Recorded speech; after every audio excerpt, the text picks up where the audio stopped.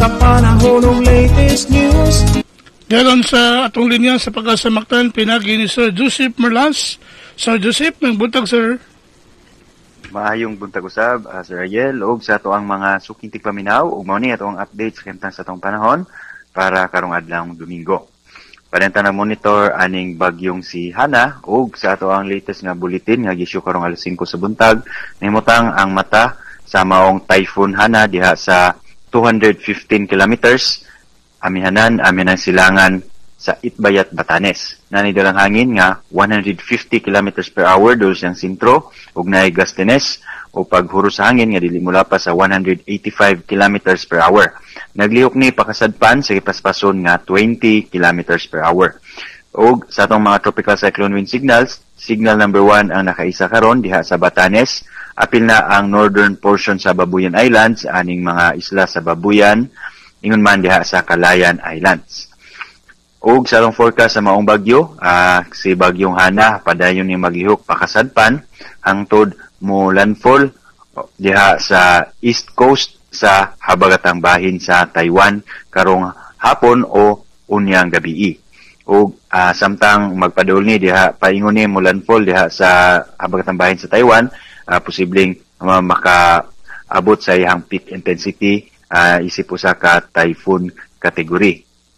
Og sa ato ang forecast kining maong bagyo, posibleng muhinay samtang mo tadlas diha sa kayutaan diha sa southern Taiwan karong gabi. Unya mo emerge, mo gawas ni diha sa Taiwan Strait ug dayon exit sa atong Philippine Area of Responsibility late evening o ugma na sayo sa buntag isip usa ka severe tropical storm. Og sa laing bahin, padayon usab tang nagmonitor aning tropical depression sa ula kanhing bagyong Siguring nga karon nasa 1,230 kilometers kasad pang bahin sa extreme northern Luzon. Og kining duha ka bagyo wala ray direktang epekto sa labi na diri sa Visayas apan nagpakusog sa atong habagat o southwest monsoon labi na diha sa kasadpan nga bahin. Maong karong adlaw ang Western Visayas makasanati ani mapanganuron nga kalangitan, hinubanan sa mga katag-katag nga hinay ngadto sa kasarangan ug naikasyon nga kusog na mga pag-ulan.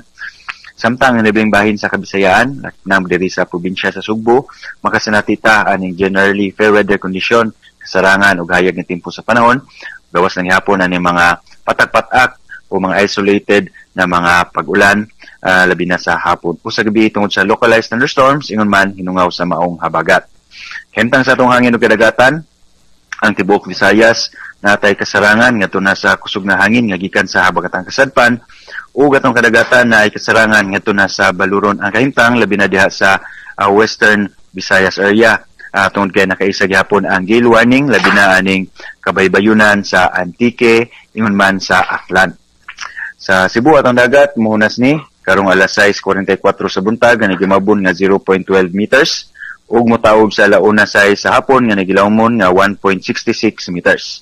Ato ang temperatura 26 to 33 degrees Celsius. Watong haring adlaw ani subang sa alas 5:35 sa buntag ug mo salop ni sa alas 5:53 sa hapon.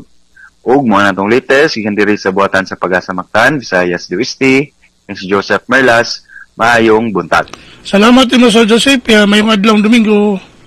Mayong adlawng Domingo, sir. Okay, sir. Salamat. Bye-bye.